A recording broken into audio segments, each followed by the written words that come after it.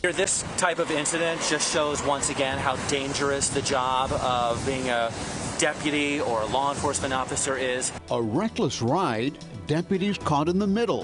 When deputies respond to calls for service like this, emergency calls to try and protect the public, they never exactly know what they're walking into. There's no such thing as a routine call. Tonight, a driver behind bars facing a series of charges.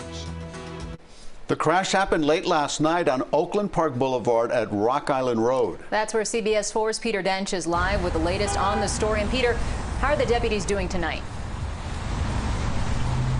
Well, Lauren and Elliot, those deputies are going to be okay after suffering minor injuries and after being released from the hospital. Now, the suspect, though, was also injured, as well as the driver of another car. This could have turned tragic, and that's prompting strong words from a BSO spokesman.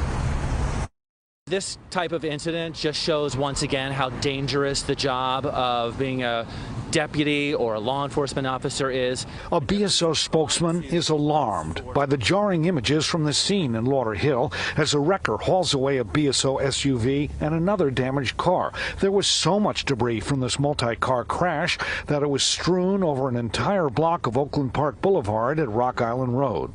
When deputies respond to calls for service like this, emergency calls to try and protect the public, they never exactly know what they're walking into. There's no such thing as a routine call. BSO says it was just before 11 p.m. when they received a report that this man, 26-year-old Alfred Richardson, was driving recklessly.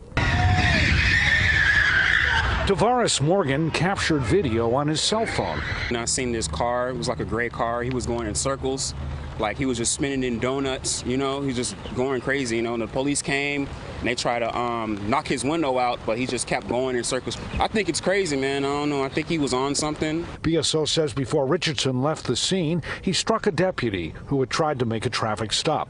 The vehicle did initially stop. The deputy was on foot, but at some point the driver struck the deputy with his vehicle and then drove off. This gray car took off and deputies pursued it until Rock Island Road. We was finna come like past the light. Right after that, that's when we seen BSO and that gray car in the high-speed pursuit. And then there was the sobering sound of the crash. We got off at the bridge, and that's when I seen that car over there caught on fire.